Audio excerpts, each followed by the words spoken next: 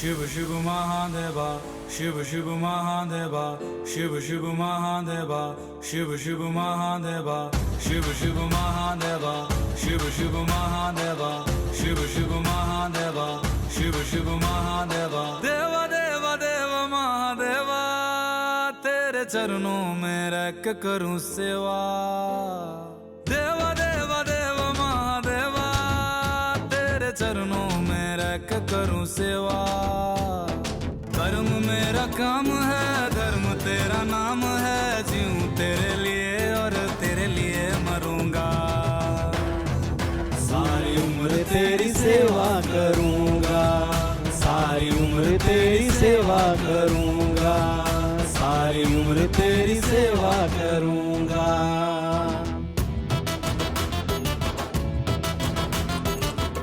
Good evening भाई, good evening सारे जी की हाल चाल जी? वधिया हो सारे, तंदुरुस्त हो, फैमिली वधिया जी एकदम। चलो बहुत वधिया जी, वधिया होना चाहिए जी। अच्छा, आज की जो अमेंडमेंट क्लास है मैं दोबारा से क्लियर कर दूं, सिर्फ सीएस प्रोफेशनल वाले बच्चों के लिए है। तो एग्जीक्यूटिव वाले बच्चे यहाँ से प्रस्थान कर सकते हैं। कई बच्चे हैं सर हम भी बैठ जाते हैं ना, तो प्रोफेशनल में आ जाओगे तब बैठ जाना ना, ठीक है। अभी मत देखना क्योंकि सिंगल अमेंडमेंट भी आपके एग्जाम के लिए रेलिवेंट नहीं है। जितनी भी रेलिवेंट थी वो सारी के सारी मैं 9 अमेंडमेंट क्लास में डाल चुका हूँ। 7 अमेंडमेंट क्लास आपकी इनकम टैक्स की थी और 2 अमेंडमेंट क्लास आपकी जीएसटी की थी। अच्छा, प्रोफेशनल वाले बच्चे अब सुने ध्यान से जी। कई बच्चों ने अभी तक 9 अमेंडमेंट क्लास नहीं देखी है सर, और बार बार मुझे डेली मैसेज करके कह रहे हैं कि सर प्रोफेशनल की अलग से अमेंडमेंट क्लास डाल दो। तो आज ना मैं आपको सप्लीमेंट दिखाना चाहता हूँ। 90% अमेंडमेंट वही डली हैं जो हमने 9 अमेंडमेंट क्लास में कर ली है। क्योंकि प्रॉब्लम पता क्या है, बच्चों को लगता है सर वो तो एग्जीक्यूटिव की है ना, वो तो एग्जीक्यूटिव की है ना, वो हम क्यों करेंगे। वो एक बात मुझे सोच के बताओ सर, टैक्स तो सेम है। इट मीन सप्लाई का चैप्टर, कॉम्पोजिट स्कीम का चैप्टर, एग्जाम्पशन का चैप्टर, रजिस्ट्रेशन का चैप्टर, वो तो सेम ही है ना। तो जो भी चेंजेस वहाँ पे होंगे वो यहाँ पे भी होंगे। हाँ, जो एडिशनल है, एडिशनल हमें अलग से करने हैं। मतलब कई ऐसे नालायक बच्चे हैं वो 9 अमेंडमेंट क्लास देखी नहीं है और पता क्या कह रहे हैं कि सर अमेंडमेंट क्लास कब आएंगी जी। और इवन जो मैंने भी प्रोफेशनल के नोट्स बना के डाले हैं टेलीग्राम पे, मैंने क्लियरली मेंशन भी कर दिया कि ये अमेंडमेंट क्लास तब देखना जब पहले 9 अमेंडमेंट क्लास देख ली हो जी। और अगर आपको मेरे पर विश्वास नहीं है, क्योंकि कई बच्चे हैं कि नहीं नहीं सर ऐसे ही बोलते हैं, तो ICSI का सप्लीमेंट खोल के देख लेना। 90% आपको अमेंडमेंट वही दिखेंगी जो ऑलरेडी हम पहले 9 अमेंडमेंट क्लास में कर चुके हैं। 10% छोटी मोटी अमेंडमेंट है और मैं दिखाऊंगा उस 10% के अंदर भी ऐसी हैं जो काफ़ी पुरानी इस बार ICSI ने डाल दी है। मतलब 2020 के अमेंडमेंट डाली हुई हैं, 2020 की, ठीक है जी। चलो करनी हमें सारी हैं। अब जितनी भी एडिशनल अमेंडमेंट है आज उसको हम सारी कंप्लीट कर लेंगे, चाहे वो इनकम टैक्स की हो चाहे वो जीएसटी की हो जी, ठीक है। हाँ, कस्टम की फिर मैं एक अमेंडमेंट क्लास बना के अलग से डालूंगा। तो इनकम टैक्स की आज कंप्लीट होगी, जीएसटी की आज कंप्लीट होगी। बची हुई अमेंडमेंट, मैं दोबारा कह रहा हूँ, बची हुई अमेंडमेंट उससे पहले अपने 9 अमेंडमेंट क्लास जरूर देखनी है। फिर मत कहना कि हमारी अमेंडमेंट मिस हो गई हैं जी, क्योंकि मैंने काफ़ी डिटेल में कराई है वो वाली और विद क्वेश्चन करवाई है। क्योंकि कई बच्चों को पता क्या लग रहा है, सर TDS तो हमारे सिलेबस में नहीं है, TCS हमारे सिलेबस में नहीं है, कैपिटल गेन हमारे सिलेबस में नहीं है, PGP हमारे सिलेबस में नहीं है। कोई बात नहीं, आपके ICSI का सप्लीमेंट दिखाऊंगा CS प्रोफेशनल का, उसमें डायरेक्ट टेक्स्ट में आप चेक कर लो सारी अमेंडमेंट बोलिए जो आप पहले कर चुके हो। और सर जो बच्चे कह रहे हैं कि 5 हेड हमारे सिलेबस में नहीं है, ऐसा करना दिसंबर का पेपर उठा के देख लेना, इससे पहले वाले उठा के देख लेना, हर बार 5 हेड में से क्वेश्चन बन रहा है। और कमाल की बात देखो, एडवांस टैक्स में से क्वेश्चन बन गया, TDS में से क्वेश्चन बन गया, हाउस प्रॉपर्टी में से क्वेश्चन बन गया। आप क्या छोड़ के जाओगे सर। तो मैं क्लियरली कह रहा हूँ, अगर आपने 5 हेड सही ढंग से नहीं किए, प्रोफेशनल का इनकम टैक्स आप नहीं सोल्व कर पाओगे। हाँ, वो बात अलग है कि जो चैप्टर अलग से हैं वो तो कर रही हैं, आपके 5 हेड भी क्लियर होने चाहिए जी, ठीक है। बाकी रेगुलर बैच वाले बच्चों को मैंने वो 5 हेड के लेक्चर दिए हुए थे, और जो मुझसे नहीं पढ़े आपसे रिक्वेस्ट करूंगा चाहे 26 घंटे वाली इनकम टैक्स की रिवीजन क्लास एक बार देख लेना, बट वो देख जरूर लेना, ताकि बाद में ये फील ना हो कि हाई ये हो क्या गया जी। उम्मीद करूंगा आप मेरी बात मानोगे ना। हाँ हाँ तो बोल दो हाँ हाँ। चलो जी, इधर देखो ध्यान से। अच्छा, एक बार अब यहाँ पे चेक करना, आपको मैं अब दिखा रहा हूँ जी अमेंडमेंट। ये नोट्स मैंने टेलीग्राम पे डाल दिए हैं जी, प्रोफेशनल वाले बच्चे वहाँ से डाउनलोड कर सकते हैं। बाकी जो रेगुलर बैच वाले बच्चे हैं उनके मैंने ग्रुप में भी डाल दिए थे जी, जिन्होंने दिसंबर 21 में एग्जाम दिए थे या जिन्होंने लास्ट बैच की रिकॉर्डेड ली थी, जो सितंबर के अंदर बैच खत्म हुआ था, उनको भी अमेंडमेंट देखनी है जी। मैं दोबारा कह रहा हूँ, जिनके दिसंबर में क्लियर नहीं हो उनको तो देखनी है, और जिन्होंने प्रीवियस बैच की रिकॉर्डिंग ली थी जो सितंबर के अंदर मेरा खत्म हुआ था, उनको भी ये अमेंडमेंट क्लास देखनी है। ये का मतलब 1 से लेके 10 तक, मतलब सारी देखनी है जी। ठीक है, क्योंकि उसके अंदर हमने फाइनेंस एक्ट 20 कवर किया था। अब फाइनेंस एक्ट 21 रेलिवेंट है, और आपने खुद देखा होगा ज़्यादा अमेंडमेंट नहीं है, जो बच्चे स्टार्टिंग से ले रहे हैं ज़्यादा अमेंडमेंट नहीं, बिल्कुल छोटी छोटी हैं, बिल्कुल आसान आसान है, बट हाँ देखनी जरूर है, बस आपने ये बात ध्यान देना। डन है जी, चलो इधर देखो ध्यान से। अब ये नोट्स आप डाउनलोड कर लेना, और मैंने यहाँ पे क्लियरली लिखा भी है कि आपको इसके अलावा वो नो अमेंडमेंट क्लास भी देखनी है, और उसके भी नोट्स आपके टेलीग्राम पे हैं, उसको भी आप डाउनलोड कर लोगे। डन है, पक्का पक्का। चलो जी इधर देखो ध्यान से। अब यहाँ से अमेंडमेंट नंबर 1 में स्टार्ट करवाने जा रहा हूँ जी, और ये सारी अमेंडमेंट है इन एडिशन टू। बच्चा कह रहा सुन लिया, बार बार क्यों बोल रहे हो, कहीं है नालायक बच्चे नहीं सुनते अभी। ये अमेंडमेंट है in addition to 9 amendment class जो पहले हम डाल चुके हैं। ठीक है, इधर देखो ध्यान से। अब जो अमेंडमेंट नंबर 1 है ना, पहली बात तो कोई अमेंडमेंट नहीं है, ये केस लो है और एक दिल्ली हाई कोर्ट की जजमेंट है। अब मे बी अगर आपने एक बार पहले एग्जाम दिए हैं तो शायद आपको बताओ कि जीएसटी में ना एक क्वेश्चन जो बनता है ना, उस एक क्वेश्चन में एक दो पार्ट जो बनते हैं वो हाई कोर्ट या सुप्रीम कोर्ट की जजमेंट के बनते हैं। और आपको मैंने क्लास के अंदर कहा भी था कि जीएसटी के अंदर भी खास अमेंडमेंट है, खास मतलब हाई कोर्ट या सुप्रीम कोर्ट की जजमेंट है नहीं है, तो बहुत रेयरली क्वेश्चन बनेगा। बट जो इस बार इन्होंने आईसीएस के सप्लीमेंट के अंदर डाली हैं जजमेंट, तो क्या पता कोई बड़ी बात नहीं है, वो एक आधी जजमेंट इस बार के एग्जाम में आपको देखने को मिल जाए। और बिल्कुल बेसिक है, आपको मैं दिखाऊं। देखो 29 दिसंबर 2020 की जजमेंट है, अभी 2022 चल रहा है, ये 2020 की बात है। तो आप खुद देखो, हमारे एग्जाम में अमेंडमेंट वैसे एप्लीकेबल होती हैं 30 जून में ना, तो 30 नवंबर 2021 तक की। ठीक है, बट ये 2020 की दिल्ली की हाई कोर्ट की जजमेंट है, तो मे बी आपके एग्जाम के अंदर बन सकती है जी। ठीक है, आओ जी इधर सुना ध्यान से। अब इस जजमेंट के अंदर दिल्ली हाई कोर्ट ने क्या डिसाइड किया था, ये केस क्या है, पहले वो समझ लेते हैं, फिर मैं बताऊंगा इसके अंदर उन्होंने क्या डिसाइड किया था। अब इसके अंदर ना ये डिसाइड हुआ था, आपने नाम सुना होगा, national highways authority of India है। ठीक है जी, national highways authority of India. और मैं भी आपको बताऊँ, जो ये अथॉरिटीज़ होती हैं ना, ये टेंडर निकालती हैं, और लोग टेंडर भरते हैं, लोग बिड भरते हैं। अब किस तरह के टेंडर निकालती हैं कि यहाँ पे कोई रोड बना दे या कोई टोल टैक्स कलेक्ट कर ले, तो इसके ना अलग अलग टेंडर निकलते हैं। मे बी अगर आपने सुना हो कि जो गवर्नमेंट कंपनी होती हैं वो टेंडर निकालती हैं जी। तो एनएचएआई ने क्या किया था, एक बिड निकाली थी, एक टेंडर निकाला था कि कौन सा पर्सन यहाँ पे आके टोल कलेक्ट करना चाहता है, मतलब टोल कलेक्ट करके कौन हमें देगा। और नॉर्मली क्या होता है कि जब भी अथॉरिटी से टेंडर निकालती है ना, तो उसमें एक पर्टिकुलर लिमिट फिक्स कर देती है कि हमें एक हफ्ते में टोल इतना चाहिए, उसके ऊपर की जो रिकवरी होगी वो तुम्हारी होगी, हमें बस इतना टोल चाहिए, या सारा टोल हमें चाहिए, हम तुम्हें कमीशन दे देंगे, तुम अगर जितना भी टोल लोगे हम तुम मतलब तुम जो जितने परसेंटेज होगी हम तुम्हें कमीशन दे देंगे। तो नॉर्मली दो बेस पे काम करते हैं, या तो वो क्या कर लेते हैं, टोल फिक्स कर लेते हैं कि हाँ भाई एक हफ्ते का टोल आप हमें इतना दे दो, और जो भी एडिशनल टोल होगा वो तुम्हारा होगा, और अगर आप हमें सारा टोल दे दोगे तो इतने परसेंट फिर कमीशन तुम्हारी होगी। ये दो बेस पे काम चलता है। अब इस केस के अंदर हुआ क्या था कि एनएचआई ने ना एक मतलब टेंडर निकाला था, और उस टेंडर को एक्सेप्ट मतलब काफ़ी लोगों ने टेंडर डाला, और वो टेंडर एक्सेप्ट हुआ। एक कंपनी थी शाहाकर ग्लोबल लिमिटेड, शाहाकर ग्लोबल लिमिटेड ये कंपनी थी। शाहाकर ग्लोबल लिमिटेड एक कंपनी थी, उसने एक बिड मारी, उसने एक बिड डाली और उस बिड को एक्सेप्ट कर लिया, और ये एग्रीमेंट हो गया था एनएचएआई और शाहाकर ग्लोबल लिमिटेड के अंदर। 30 जून 2017 को ये एग्रीमेंट हो गया था। एग्रीमेंट क्या हुआ था कि ये शाहाकर ग्लोबल लिमिटेड जो है ना, ये टोल कलेक्ट करके एनएचएआई को देगा, ये टोल कलेक्ट करके एनएचए को देगा। और इस एग्रीमेंट के अंदर क्या फिक्स हो गया होगा कि आप हमें हफ्ते का ना इतना टोल दोगे। ठीक है जी। अब जब 30 जून 17 को एग्रीमेंट हुआ तो एनएचए ने क्या किया, 2 जुलाई 17 को ना हैंड ओवर कर दिया लैंड का, मतलब उस रोड का, जो भी रोड थी उस रोड को हैंड ओवर कर दिया कि लो जी अब ये रोड तुम्हारी है, तो जितने भी कमर्शियल व्हीकल या जो भी व्हीकल यहाँ पे आएंगे, तो जो भी आप उससे टोल कलेक्ट करोगे वो टोल आप हमें यहाँ पे कर दोगे जी। इसने कहा ठीक है जी। अब जब ये एग्रीमेंट हुआ 30 जून को ना, उससे 2 दिन पहले 28 जून 17 को नोटिफिकेशन निकाल दी गवर्नमेंट ने कि 1 जुलाई से जीएसटी आने वाला है। आप सब जानते हो 1 जुलाई से जीएसटी आया था नहीं। अभी तक केस क्या बना, केस ये बना कि national highways authority of India ने एक टेंडर निकाला, उस टेंडर में काफ़ी सारे लोगों ने बिड मारी होगी, और शाहाकर ग्लोबल लिमिटेड की बिड एक्सेप्ट हो गई होगी। बिड किस चीज़ की थी कि जो ये रोड बना हुआ है इस पे टोल कलेक्ट करके आप हमें दोगे जी, और इसका एग्रीमेंट हो गया 30 जून 17 को, और 2 जुलाई को जो 2 जुलाई थी ना, उसको रोड को हैंड ओवर कर दिया कि ये आप इस रोड को अब रखो और इसमें जो भी कलेक्शन होगा आप हमें दे दो।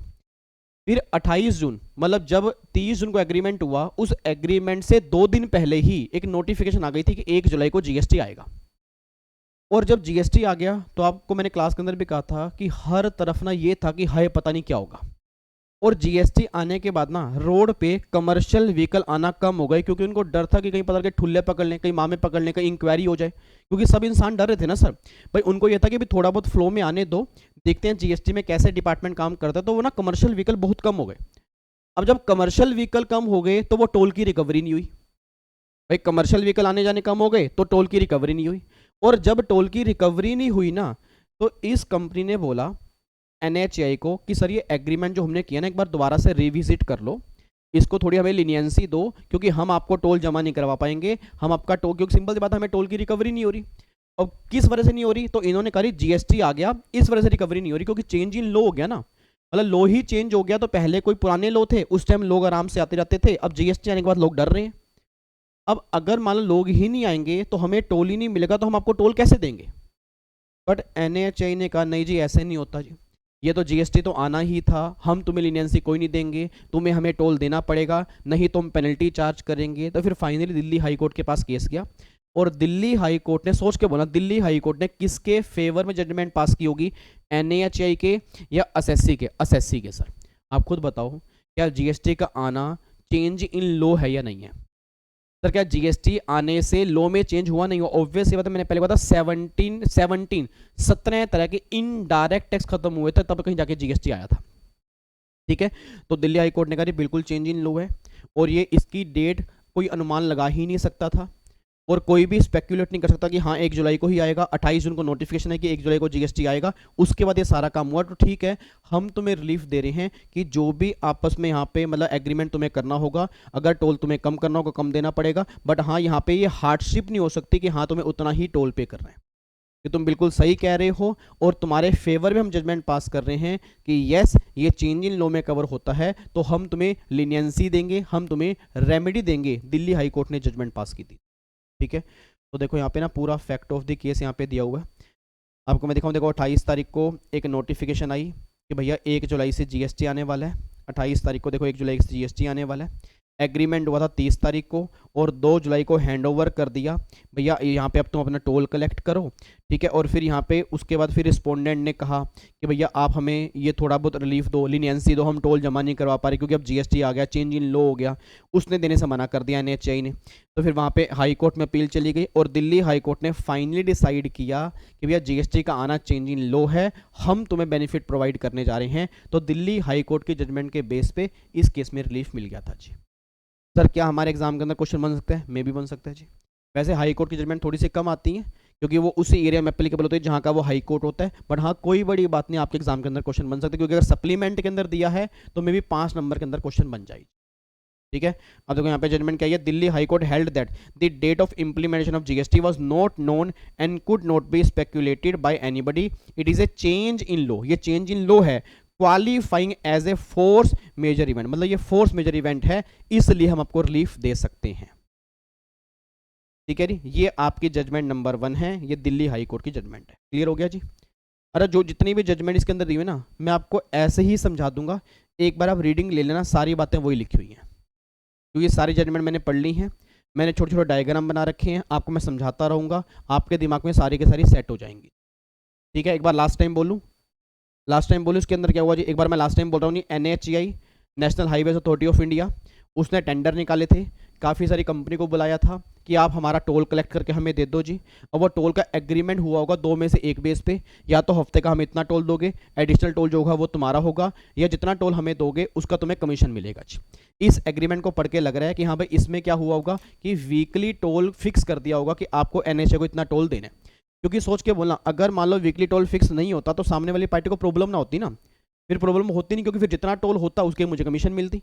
तो इस केस को पढ़ने से लग रहा है कि इस एग्रीमेंट के अंदर ये हुआ था कि टोल फिक्स था, और उसने पेमेंट करने में डिले कर दिया। उसने कहा भाई साहब जीएसटी आने के बाद कमर्शियल व्हीकल कम हो गए हैं, तो हम यहाँ पे टोल की रिकवरी नहीं कर पा रहे, प्लीज़ आपसे रिक्वेस्ट है कि आप हमें रिलीफ दो, आप हमें लीनियंसी दो कि हम थोड़ा लेट करें, या इस एग्रीमेंट को रिविजिट करो, इस एग्रीमेंट में थोड़ा चेंज करो कि आप इतना टोल मत रखो, थोड़ा टोल कम करो, क्योंकि जब जीएसटी नया है लोग आ नहीं रहे हैं। बट NHAI ने मना कर दिया, केस गया दिल्ली हाई कोर्ट के पास, और दिल्ली हाई कोर्ट ने कहा बिल्कुल असेसी सही कह रहा है, यहाँ पे उसको रेमेडी मिलनी चाहिए जी। ठीक है, ये आपका था केस लॉ नंबर 1, डन है जी। अच्छा, अब यहाँ पे आ जाओ जी केस लॉ नंबर 2, मतलब अमेंडमेंट नंबर 2 पे। अब अमेंडमेंट नंबर 2 बिल्कुल बेसिक अमेंडमेंट है।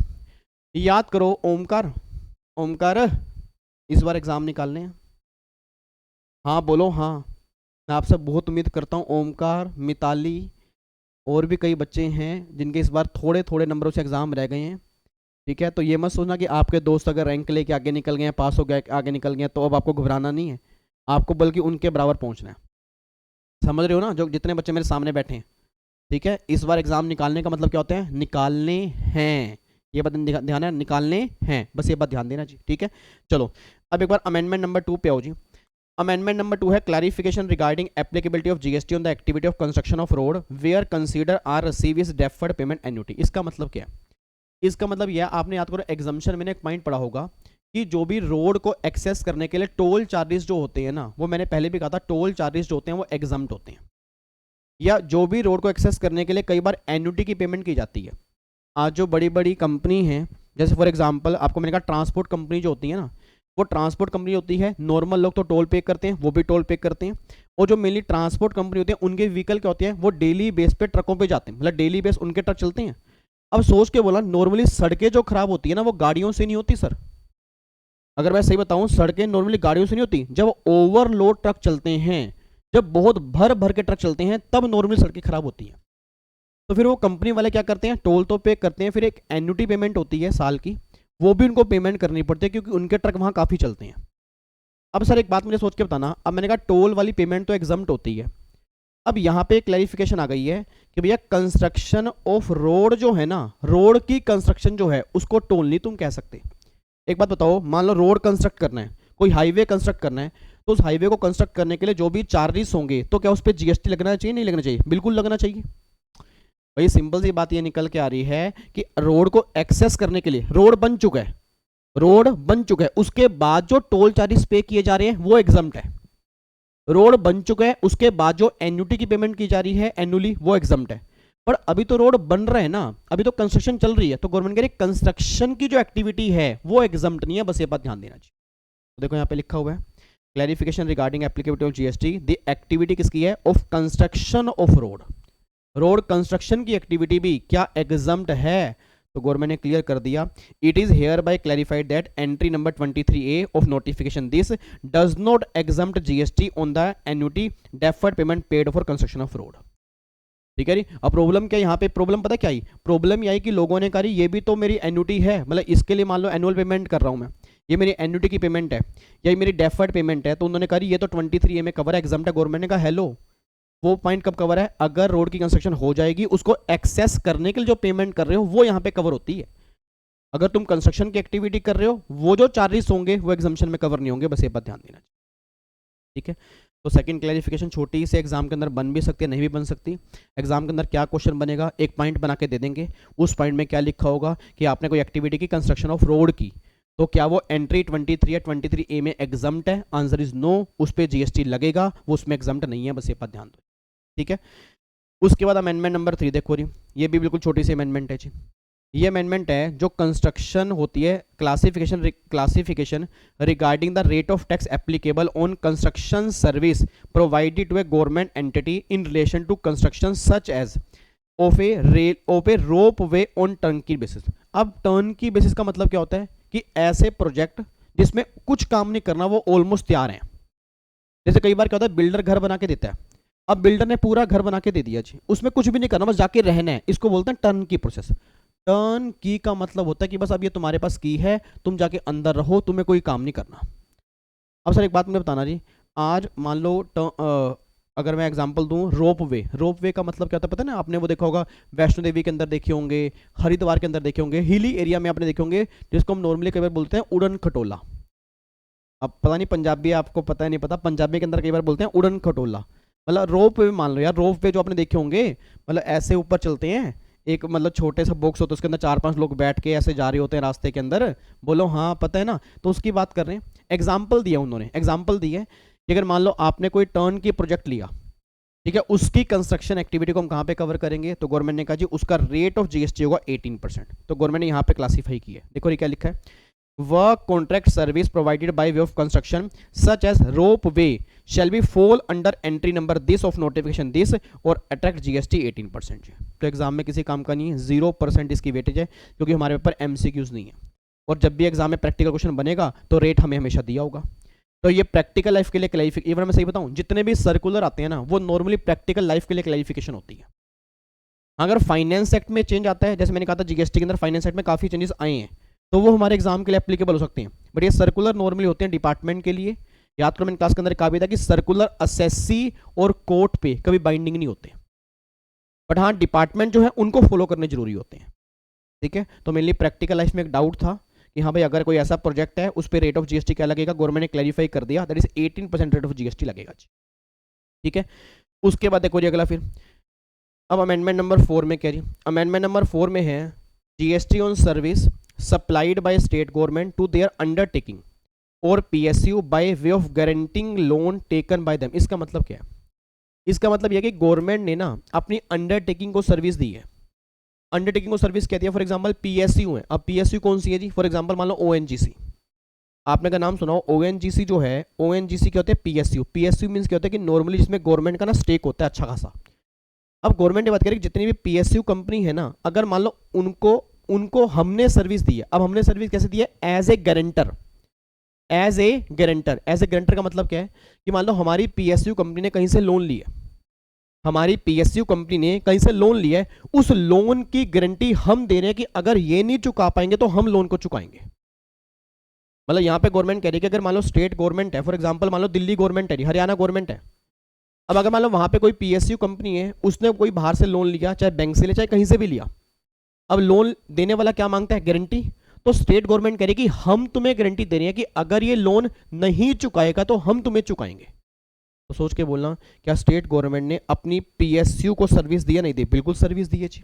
तो उस सर्विस को भी इन्होंने क्या बोल दिया है कि यहाँ पे एग्जम्पशन वाले दायरे में हम कवर कर लेंगे। देखो यहाँ पे क्या लिखा है जी, वो कह रहे हैं एंट्री नंबर 34A इंसर्ट की है, एक नई एंट्री इंसर्ट की, एंट्री फॉर 30A एग्जम्प्ट कर दिया है service supplied by central government, state government, union territory to their undertaking और public sector undertaking by way of guaranteeing the loan taken by such undertaking और PSU from banking company और financial institution. मतलब अगर कहीं banking company से loan लिया, कोई financial institution से लोन लिया, उसकी गारंटी अगर स्टेट गवर्नमेंट ने दी, सेंट्रल गवर्नमेंट ने दी, तो ये एक्टिविटी जो होगी एंट्री 34A में अब एग्जम्प्ट कर दी गई। ठीक है, तो ये नया एडिशन है एग्जम्पशन के चैप्टर में। डन है जी। अब आ जाओ अमेंडमेंट नंबर 5। अमेंडमेंट नंबर 5 ये कोई अमेंडमेंट नहीं है, ये क्लैरिफिकेशन आई है। देखो यहाँ पे ना आप चेक कर लो सर, सब जगह सर्कुलर है और सर्कुलर मीन्स क्या होता है? क्लैरिफिकेशन। इसमें इन्होंने ना इंटरमीडिएट की जो डेफिनेशन होती है ना उसको क्लैरिफाई किया दोबारा से। अगर ये क्लैरिफिकेशन ना भी आती तो भी हमें पता था इंटरमीडिएट क्या होती है। याद करो मैंने क्लास में कई बार आपको बताया कि इंटरमीडिएट का मतलब क्या होता है? बिचौलिए। मतलब इंटरमीडिएट मीन्स क्या हो गया? मीडिएटर होते हैं ना सर। मीडिएटर मीन्स क्या होते हैं? मीडिएटर मीन्स जो होते हैं कि जो एक मेन एक्टिविटी होती है उसको प्रोवाइड करवाने के लिए अरेंजमेंट करते हैं। जैसे शादी.com है, अब शादी.com है, दो लोगों को मिलवाती है ना। अब शादी.com क्या करेगी? लड़के का रिज्यूम वहां पे है, लड़की का रिज्यूम वहां पे है, लड़के वाली लड़की देख रहे हैं, लड़के वाले लड़का देख रहे हैं। शादी.com क्या एक मीडिएटर है, वो क्या कर रहे हैं? एक अरेंजमेंट करवा रहा है लड़के और लड़की के बीच में, ये आपस में आप शादी कर लो। और प्रॉपर्टी डीलर है, वो क्या है? एजेंट है ना, मतलब प्रॉपर्टी किसी और की है बट वो हमें किराए पे दिलवाते हैं। अब यहाँ पे ना वही बात क्लैरिफाई की गई है, भाई ऐसा नहीं है कि जहां पे 3 लोग होते हैं तो तीसरा पर्सन इंटरमीडिएट होगा। प्रॉब्लम पता क्या है? प्रॉब्लम ये निकल के आ रही थी कि लोग ये समझ रहे थे कि जहां पे 3 लोग होंगे ना तो 3 में से 2 लोग तो आपस में मेन लोग काम कर रहे होंगे और तीसरा पर्सन जो होगा वो इंटरमीडिएट होगा, उसको इंटरमीडिएट की डेफिनेशन में कवर कर देंगे। तो गवर्नमेंट ने क्लैरिफाई कर दिया इसके अंदर कि भाई साहब ऐसा नहीं है, हर जगह पे जहां पे 3 लोग होंगे वहां पे 1 पर्सन इंटरमीडिएट होगा। मतलब इंटरमीडिएट वो होगा जो एक अरेंजमेंट करवा रहा है मेन एक्टिविटी को करने के लिए, बट वो मेन एक्टिविटी का पार्ट नहीं है। सोच के बोलना, आज शादी.com उसके है ना अनुपम मित्तल की, आपने अगर शार्क टैंक इंडिया देखा, अनुपम मित्तल में नाम उसका अनुपम मित्तल, उसकी शादी.com है। अब क्या अनुपम मित्तल मतलब सोच के बोला फुफ्फड़ भूआ बन के क्या लोगों के घर में जाता होगा, अरे हम इसका रिश्ता करवाएंगे जी, हम इसका रिश्ता करवाएंगे, ये लड़की बहुत सुंदर है, ये लड़का बहुत सुंदर है, ये बिल्कुल नशे नहीं करता जी। अब सोच के बोला क्या अनुपम मित्तल ये काम करता होगा? मतलब उसका मेन काम क्या है? उसका मेन काम तक मीडिएटर है। उसने लड़का मिलवाया, लड़की मिलाई, भैया तुम आपस में बात करो, मेरा कोई लेना देना नहीं है, मेरा कोई लेना देना नहीं है। तो मतलब वो मेन एक्टिविटी का पार्ट तो नहीं है ना। मेन एक्टिविटी का पार्ट मतलब होने का मतलब क्या है कि जो उन दोनों की शादी होनी है उसका वो पार्ट नहीं है। भाई सिंपल सी बात है यार, प्रॉपर्टी डीलर है, प्रॉपर्टी डीलर से कभी बात कर लेना। हम क्या बोलते हैं, हमें घर किराए पर चाहिए जी, हमें प्रॉपर्टी चाहिए, वो क्या बोलते हैं, नहीं मैं तो मकान मालिक को सामने बिठा दूंगा, आपस में आप बात कर लेना, मेरे को बस मेरा कमीशन दे दो। नहीं यार ये बात समझ में सर, डीलर यही तो बोलते हैं कि भाई साहब मकान मालिक सामने बैठ जाएगा, तुम सामने बैठ जाना, आपस में बात कर लेना, मेरे को मेरा कमीशन चाहिए। तो एक्चुअल में ये इंटरमीडियरी है ना। अब मैं दूसरा एग्जांपल देता हूँ। दूसरा एग्जांपल ये है, फॉर एग्जांपल ऐसे मान लो मेरे पास कोई बंदा आया, उसने कहा सर मतलब जैसे मान लो, ध्यान सुना, जैसे उसने कहा कि सर आप मेरे को मतलब कोस्टिंग और एफएम पढ़ा दोगे। मैंने कहा भाई कोस्टिंग एफएम तो नहीं मैं पढ़ाऊंगा। तो सर आपने तो सीए के अंदर पढ़ा हुआ है, तो कोस्टिंग एफएम तो आपको आता होगा, अकाउंट्स तो आपको आता होगा। मैं कहा आता तो, बट मैं पढ़ा नहीं पाऊंगा, ऐसा कर भाई तू इस टीचर के पास चला जा। अब मैंने उस टीचर को बच्चा रेफर कर दिया, तो मैंने कोई कमीशन थोड़ा खानी है उससे। अब अगर मान लो वो बच्चा किसी अकाउंट्स के टीचर के पास गया जो मैंने उसको रेफर किया, तो इस सिचुएशन में 3 लोग आ गए, एक तो वो, एक मैं और एक वो। बट क्या मैं इस केस में मीडिएटर बन गया? आंसर इज नो ना। भाई मैं तो मेन सोच, ध्यान सुनना, मैं यहाँ पे मेन एक्टिविटी का ही पार्ट बनने जा रहा हूँ ना। मेन एक्टिविटी का पार्ट का मतलब क्या होता है कि मैंने कोई उनसे पैसे नहीं लिए, मैंने कहा भाई साहब तुम मेरे पास आए, मैं तुम्हें वहां पे भेज रहा हूं, अब तुम दोनों आपस में काम करो, मेरी कोई कमीशन बीच में नहीं है। तो क्या मैं इंटरमीडिएट की डेफिनेशन में कवर होऊंगा? Answer is no. तो गवर्नमेंट ये बात कहना चाह रही है कि भाई साहब इंटरमीडिएट का मतलब हमेशा ये नहीं होता कि जहां पे 3 लोग आ जाए तीसरा पर्सन इंटरमीडिएट बन जाता है। आपको ये देखना पड़ेगा कि उन दोनों के बीच में एक्टिविटी क्या प्रोवाइड की जा रही है, और वो एक्टिविटी तुमने अरेंज करवाई है नहीं करवाई। और अगर तुमने वो अरेंज करवाई है तो तुम इंटरमीडिएट की डेफिनेशन में कवर हो जाओगे। बस ये बात ध्यान देखो, यहाँ पे लिखा है जी, इंटरमीडिएट का मतलब लिखा है, intermediate means a broker, an agent और any other person by whatever name called who arrange, देखो लिखा ना हु अरेंज, जैसे स्टॉक ब्रोकर, स्टॉक ब्रोकर क्या होते हैं वो इसमें कवर होते हैं जी। वैसे शेयर मार्केट पे कोई शेयर की वैल्यू पे कोई जीएसटी नहीं है, बट शेयर को खरीदने के लिए जो ब्रोकर की सर्विस मिल रही है उस ब्रोकर के कमीशन पे जीएसटी, मैंने पहले भी कहा था, याद करो, मैंने पहले क्लास के अंदर भी कहा था कि शेयर्स मतलब सिक्योरिटी और मनी और सिक्योरिटी पे जीएसटी नहीं है, बट सिक्योरिटी को परचेज करने के लिए जो मुझे ब्रोकर की सर्विस लेनी पड़ रही है उस ब्रोकर के कमीशन पे जीएसटी की बात होगी। बस ये बात ध्यान दो। तो वही बात यहाँ पे लिखिए, अरेंज और facilitate this supply of goods और सर्विस और बोथ और सिक्योरिटी बिटवीन द 2 और more person, but does not include a person who supply such goods और सर्विस और both security on his own account. मतलब अगर वो खुद अपने लिए कोई काम कर रहा है ना, अगर वो खुद अपने लिए ही कोई काम कर रहा है, अगर वो किसी दूसरे को अरेंज करवा रहा है तब वो इंटरमीडिएट है। सर अगर वो किसी दूसरे को अरेंज करवा रहा है तब वो इंटरमीडिएट है, बट अगर वो खुद अपने लिए कोई काम कर रहा है तो फिर वो इंटरमीडिएट की डेफिनेशन में कवर नहीं होगा। बस ये बात ध्यान, ठीक है। तो उन्होंने वही बात की क्लैरिफाई किया कि मिनिमम 3 पार्टीज होनी चाहिए, बट 3 पार्टीज का मतलब ये नहीं है कि तीसरा पर्सन इंटरमीडिएट हो जी, ठीक है। उसके बाद 2 डिस्टिंक्ट सप्लाई, एक मेन सप्लाई एक एंसिलरी सप्लाई। अब जो बिचौलिए होते हैं उनकी सप्लाई कैसी होती है? एंसिलरी। एंसिलरी मतलब वो सहायता करते हैं ना, जैसे मान लो सामने क्या नाम है आप जी आपका, क्या नाम है? हर्ष। मान लो अब हर्ष है, अब हर्ष भटक रहा है, दर दर भटक रहा है, अब दर दर भटक रहा है। मैं कहा हर्ष क्या हुआ? कहता सर घर किराए पर लेना है, घर किराए पर नहीं मिल रहा। तो मैंने कहा कोई बात नहीं, उस डीलर के पास जा। अब हर्ष जो है वो डीलर के पास गया, तो डीलर ने घर दिखाया, तो डीलर ने मेन एक्टिविटी क्या है? Renting of immovable. वो तो मकान मालिक की किराया बताएगा, बट डीलर ने क्या किया? एंसिलरी सर्विस दी है। मतलब मेन सर्विस जो दी जानी है उन दोनों के बीच में, उसको अरेंज करवाने की जो सर्विस दे रहा है उसको इंटरमीडिएट बोलते हैं। बात समझ में आ रही है? बात पल्ले पड़ रही है? देखो वही लिखा है, मेन एक्टिविटी और एंसिलरी। मेन एक्टिविटी को प्रोवाइड करवाने की सर्विस देने वाला उसको बोलते हैं इंटरमीडिएट, और इंटरमीडिएट की जो भी सर्विस होती है ना वो मेन सर्विस नहीं होती, वो एंसिलरी सर्विस होती है। बस ये बात ध्यान दो, ठीक है। तो देखो मैंने वही लिखा है, जो मेन एक्टिविटी को देने का अरेंजमेंट करवा देगा वो इंटरमीडिएट बन जाएगा, ठीक है। ये हमारा पार्ट यहाँ पे ये कंक्लूजन निकल के आ रहा है। अब अगर मैंने कोई आगे सब कॉन्ट्रैक्ट कर दिया, भाई आप मेरे पास है, मैंने किसी को आगे भेज दिया, तो वो इंटरमीडिएट में कवर नहीं होगा, ऑलरेडी मैं आपको बता चुका, ठीक है। तो जस्ट एक क्लैरिफिकेशन, कोई चेंजेस नहीं है, सेम डेफिनेशन पहले वाली है। बस प्रैक्टिकल लाइफ में जो दिक्कत आई गवर्नमेंट ने क्लैरिफाई कर दिया कि नहीं, हर जगह जहाँ 3 लोग होते हैं तीसरा पर्सन इंटरमीडिएट नहीं होता, ठीक है। उसके बाद अब आगे आओ जी, अमेंडमेंट नंबर 6 देखो यहाँ पे, clarification regarding applicable GST rate and exemption on certain service. इसका मतलब क्या है? आप सब जानते हो जैसे रेस्टोरेंट की सर्विस होती है।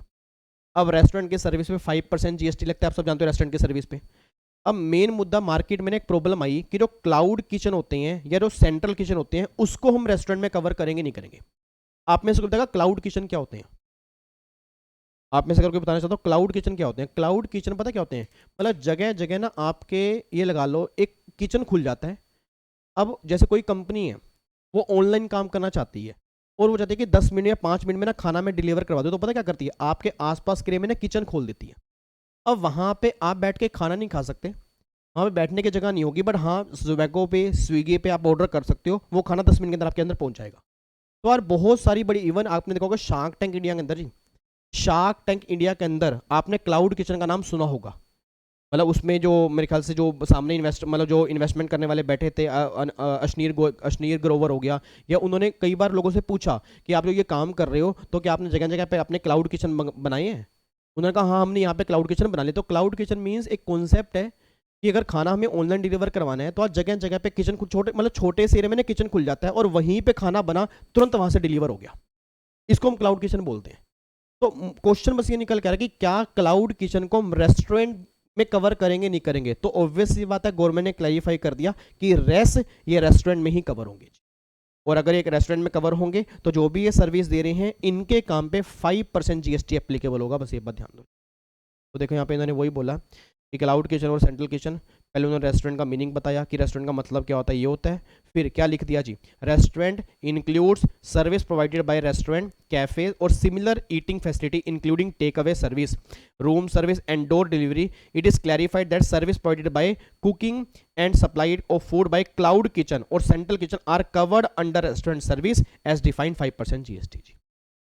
तो आपके एग्जाम में छोटा सा 2 नंबर का क्वेश्चन बन सकता है कि क्या क्लाउड किचन या सेंट्रल किचन जो है क्या वो रेस्टोरेंट के डेफिनेशन में कवर होती है, नहीं होते? यस होते हैं, and taxable at the rate 5%। ठीक है, एक छोटी सी अमेंडमेंट ये निकल के आई है। उसके बाद फिर केस लॉ, यहाँ पे केस लॉ आ गया जी, ये है अमेंडमेंट नंबर 7। अब ये भी केस लॉ है नवंबर 2021 में, GST AAR Karnataka. AAR means upland authority of advance ruling. Upland authority of advance ruling के पास एक केस गया था 2021 में नवंबर में, और अपलैंड अथॉरिटी ने उसको डिसाइड किया था। तो उन्होंने आपके सप्लीमेंट में डाला हुआ है कि इसको पढ़ लेना, आपके एग्जाम के अंदर बन सकता है। अब इस केस के अंदर हुआ क्या था, मैं आपको बताता हूँ जी। इस केस के अंदर क्या हुआ था? इस केस के अंदर एक कंपनी है एयर बस ग्रुप प्राइवेट लिमिटेड। ये फ्रांस कंपनी, मतलब फ्रांस की कंपनी है, ये फॉरेन कंपनी है, ये फॉरेन कंपनी है। अब इंडियन कंपनी ने इस फॉरेन कंपनी को सर्विस देने का कॉन्ट्रैक्ट किया कि हम तुम्हें 2 सर्विस देंगे जी। एक कंपनी है, कौन सी कंपनी, नाम बोलो कौन सी कंपनी है? Airbus group India private limited. Airbus group India private limited एक कंपनी है, फॉरेन कंपनी है। तो एक इंडियन कंपनी ने इन्हें सर्विस देने का कॉन्ट्रैक्ट किया, हम तुम्हें 2 सर्विस देंगे, हम तुम्हें 2 सर्विस प्रोवाइड करवाएंगे और इसके बदले हम तुमसे कमीशन चार्ज करेंगे। भाई मान लो इनको कोई सर्विस लेनी है, तो मैंने बोला जी मैं आपको ना सर्विस प्रोवाइड करवा दूंगा, मतलब मैं ये सर्विस अरेंज करवा दूंगा, मैं ये सर्विस अरेंज करवा दूंगा। अब मैं ये सर्विस अरेंज करवा दूंगा तो क्या मतलब डाउट ये रेज हुआ कि क्या मेरा काम इंटरमीडियरी में कवर होगा या मेरा काम जो है अदर सपोर्ट सर्विस में कवर होगा, उसके बेस पे जीएसटी लगेगा। या कहीं ऐसा तो नहीं है कि मेरा केस एक्सपोर्ट ऑफ सर्विस बन जाए और जीएसटी एप्लीकेबल ही ना हो। मतलब यहां पे 2 डाउट मेरे मन में आ रहे हैं जी। हेलो भैया इधर देखो ध्यान से। बच्चे कह रहे हैं सर ये तो फिर अमेंडमेंट तो हुई नहीं है, तो जजमेंट्स है। मैं पहले ही कह रहा हूँ सर, आप खुद देखो अमेंडमेंट्स ऑलरेडी हम पहले कर चुके हैं सर। ये तो बस ये है कि आपके दिल में एक वहम ना हो कि हमने सप्लीमेंट नहीं किया। नहीं तो अगर आप चाहो तो आप खुद रीडिंग भी लोगे तो बच्चों वाली इंग्लिश को हिंदी में कन्वर्ट करना कुछ भी नहीं है, ठीक है। बट हाँ कई बच्चों को दिक्कत आती है कि नहीं सर आप हमें करा देते हो ना, थोड़ा हमें जल्दी समझ में आता है, तो मैं इसलिए यहाँ पे आ गया जी। अदरवाइज आप चेक करोगे बिल्कुल बेसिक बातें चल रही हैं जी, ठीक है। अब यहाँ पे सुनो ध्यान से क्या हो रहा है जी। अब एयरबस ग्रुप प्राइवेट लिमिटेड है, ये फ्रांस का, ये फॉरेन कंपनी है। तो मेन अब यहाँ पे मैं हूँ, उस कंपनी वालों को एक सर्विस लेनी है, तो मैंने कहा नहीं मैं प्रोवाइड करवा दूंगा। अब मैं वो सर्विस अरेंज करवा रहा हूँ, तो क्या मेरी सर्विस इंटरमीडिएट में कवर होगी या अदर सपोर्ट सर्विस में कवर होगी? या एक डाउट ये भी आ रहा है कि कहीं ये सर्विस एक्सपोर्ट ऑफ सर्विस तो नहीं है, क्योंकि आप तो बाहर के हो। अब अगर आप बाहर के हो और मैं इंडिया का हूं, तो क्या एक्सपोर्ट ऑफ सर्विस के लिए बस एक कंडीशन सेटिस्फाइड होनी जरूरी है? कितनी कंडीशन सर? याद करो मैंने क्लास के अंदर भी कहा था कि सप्लायर इंडिया का हो, रिसीवर बाहर का हो, प्लेस ऑफ सप्लाई भी इंडिया से बाहर हो और ट्रांजेक्शन फॉरेन रिजर्व के अंदर हो रही हो। तो वो काफ़ी सारी कंडीशन है। अब यहाँ पे सीबीआईसी ने क्लैरिफाई कर दिया, डिपार्टमेंट ने क्लैरिफाई कर दिया कि भाई साहब अगर आप एयरबस प्राइवेट लिमिटेड फ्रांस को अगर सर्विस दे रहे हो तो पहली बात ये एक्सपोर्ट ऑफ सर्विस में कवर तो नहीं है, क्योंकि एक्सपोर्ट ऑफ सर्विस की कंडीशन सेटिस्फाइड नहीं कर रहा। और दूसरी बात, तुम्हारा जो काम है वो इंटरमीडिएट सर्विस में कवर करेंगे। तुम एक बिचौलिए हो, तुम उनको वहां से सर्विस लेकर अरेंज करवाने का काम कर रहे हो, तो भैया तुम्हारा पीओ मतलब प्लेस ऑफ सप्लाई जो है वो इंटरमीडिएट के बेस पे निकलेगा और उस बेस पे तुम्हें जीएसटी देना पड़ेगा जी। तो देखो यहाँ पे इन्होंने क्या बोला है, the upland has approach, the upland, upland कौन होता है जी, जो अपील करता है। अपलैंड कौन होता है, जो अपील करता है। देखो क्या लिखा है, the upland has approach Karnataka upland authority for advance ruling in appeal for determination of issue whether the amount of service rendered by the upland. मतलब मैंने आगे अपील की, मैंने एडवांस रूलिंग को बोला हेलो हेलो सुनो ना भाई, मैं ये ट्रांजेक्शन करने जा रहा हूँ, मेरे को बताओ तो उसका क्या होगा। मैंने एडवांस रूलिंग को अपील की, मैंने कहा भाई साहब ये ट्रांजेक्शन है, बताओ तो सही क्या होगा। भाई सिंपल सी बात है, बताओ तो सही का मतलब क्या होगा कि ये इंटरमीडिएट में कवर होगा, अदर स्पोर्ट सर्विस में कवर होगा, एक्सपोर्ट ऑफ सर्विस में कवर होगा, किस में कवर होगा, प्लीज आप मुझे बताओ। तो उसने कहा जी अपलैंड ने अपील एयरबस को सर्विस दे रहे हैं, फ्रांस देखो, France would be constitute as those intermediate service, वो इंटरमीडिएट में कवर होगा, और अदरवाइज वो किसी और में कवर होगा, या Airbus France has entered into the intra group service agreement, कि वो हमें सर्विस देगा, एक एग्रीमेंट किया with effect from 1 April 2020 with the Upland in terms of which the Upland is required to perform 2 function. उसको 2 function perform करने हैं, एक तो प्रोक्योरमेंट ऑपरेशन और एक तो हो गया जी हमारा प्रोक्योरमेंट ऑपरेशन हो गया, और एक हो गया procurement transportation and central service. For the above service the upland would be remunerated with a service fees computed on cost plus mark basis. मतलब इसके बाद उसको क्या मिलेगा, जो भी उसकी कॉस्ट होगी प्लस में प्रॉफिट जो होगा उसको वो मिलेगा जी। अब फिर उसने एडवांस रूलिंग से पूछा जी मेरे को ये बताओ कि मैं इंटरमीडिएट में कवर हूं, मैं अदर सपोर्ट सर्विस में कवर हूं, या मेरी सर्विस एक्सपोर्ट ऑफ सर्विस में कवर है, जीरो रेटेड सप्लाई में कवर है कि मुझे जीएसटी पे नहीं करना।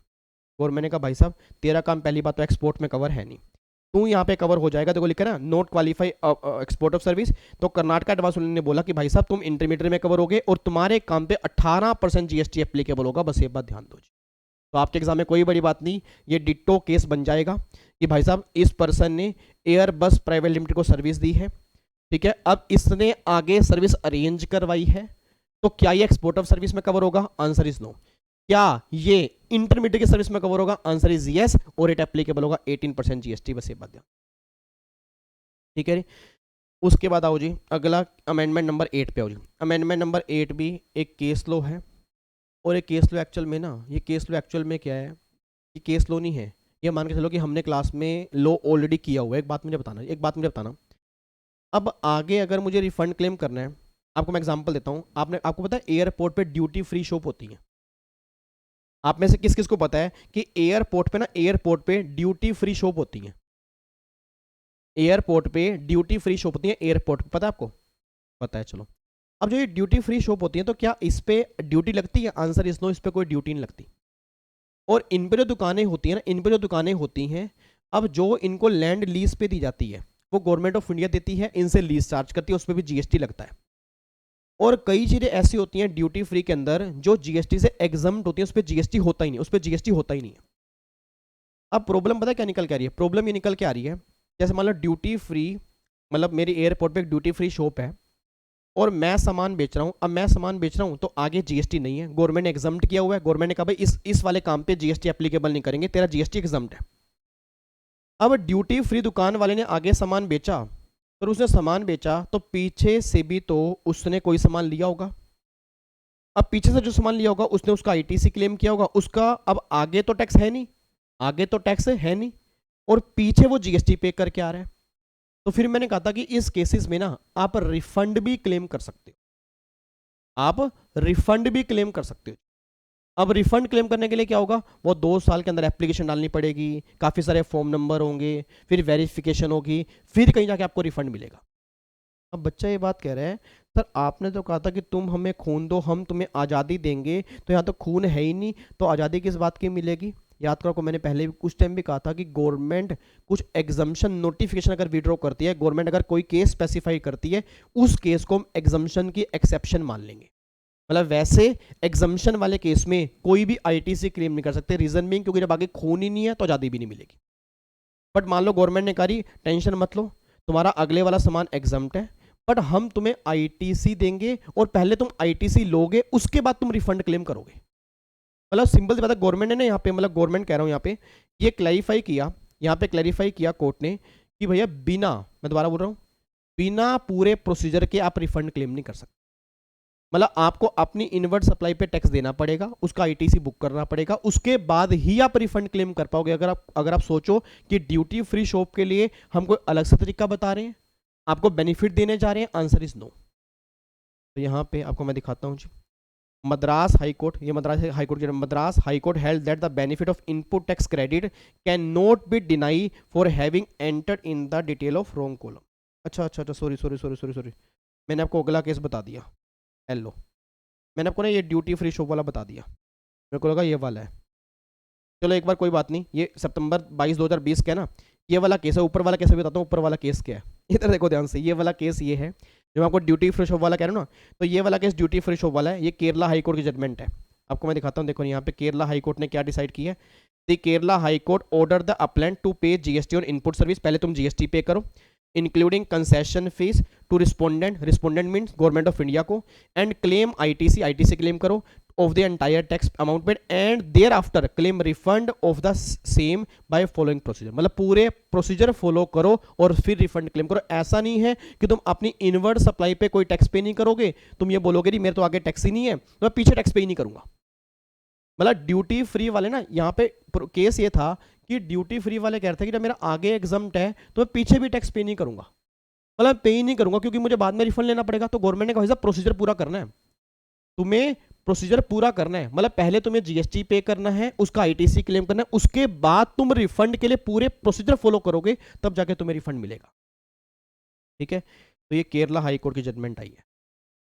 अब इससे ऊपर जजमेंट जो है ना, इससे ऊपर जजमेंट तो बिल्कुल ये लगा लो बेकार की है, एग्जाम में किसी काम की नहीं है। इसके अंदर ये लिखा हुआ है, हुआ क्या था कि रिटर्न फाइल हुई और रिटर्न फाइलिंग के टाइम पे गलत कॉलम फाइल हो गया। मतलब गलत कॉलम का मतलब ये है कि आईटीसी जो मैंने जिस कॉलम के अंदर, मतलब फॉर एग्जांपल सीजीएसटी में डालना था, मैंने एसजीएसटी में डाल दिया, एसजीएसटी वाला सीजीएसटी में डाल दिया, मतलब मैंने गलत कॉलम में डाल दिया और गलती हो गई मुझसे, तो क्या उसके बेस पे मेरा आईटीसी मारा जाएगा? गवर्नमेंट कहती है नहीं भैया, ऐसे आप डिनाई नहीं कर सकते। अगर आपसे रॉन्ग कॉलम के अंदर एंट्री हो गई है तो कोई दिक्कत वाली बात नहीं, आप रेक्टिफाई कर लो, बट तुम ये सोचो कि तुम्हारा आईटीसी मारा जाएगा, आंसर इज नो।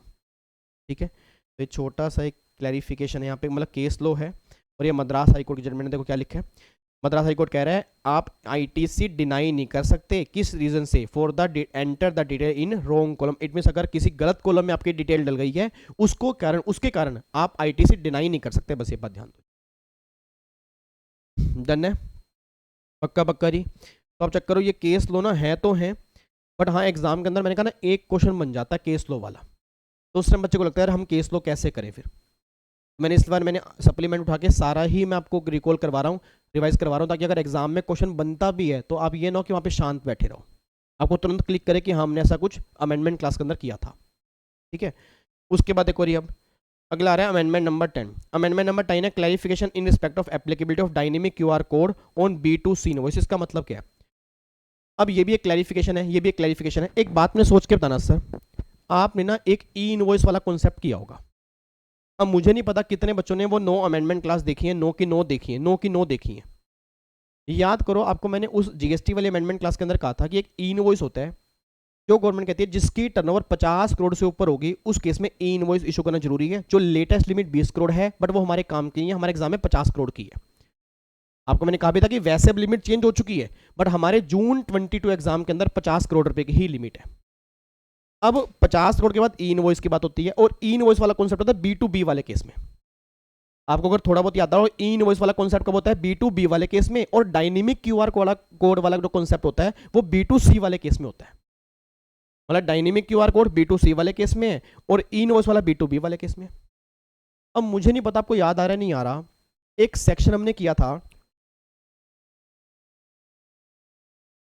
याद करो, सेक्शन 294। सेक्शन 294 सर ऐसे याद नहीं है, देखो सिंपल सी बात है, साफ कहना सुखी रहना। हमें याद नहीं है 294 किसका था? 294 था रजिस्टर्ड पर्सन का। अब एक बार जाके देखना नोट्स के, आप नोट्स के अंदर आप में होगा, रजिस्टर्ड पर्सन की डेफिनेशन में ना ये लिखा हुआ था कि पर्सन को हम रजिस्टर्ड तब मानेंगे अगर वो सेक्शन 25 में रजिस्टर्ड है, बट जिसके पास यूनिक आइडेंटिफिकेशन नंबर होगा वो यहाँ पे कवर नहीं होंगे। मतलब वैसे वो रजिस्टर्ड हैं, बट यूनिक आइडेंटिफिकेशन नंबर जो होल्डर होंगे उनको हम रजिस्टर्ड पर्सन नहीं मानेंगे एज पर दिस सेक्शन। अब सबसे बड़ी प्रॉब्लम ये निकल के आई कि गवर्नमेंट ने कहा भाई B2C वाले केस में डायनेमिक QR कोड मेंशन करना है।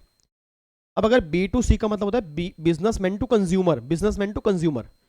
अब अगर मान लो मैंने सामान बेचा फॉर एग्जांपल किसको, मान लो जिनके पास यूनिक आइडेंटिफिकेशन नंबर है। अब अगर मैंने सामान सप्लाई किया उन लोगों को जिनके पास यूनिक आइडेंटिफिकेशन नंबर है, तो वो तो उसमें कवर ही नहीं होते। सर क्या यूनिक आइडेंटिफिकेशन नंबर वालों को हम रजिस्टर्ड पर्सन मान के चलते हैं? Answer is no.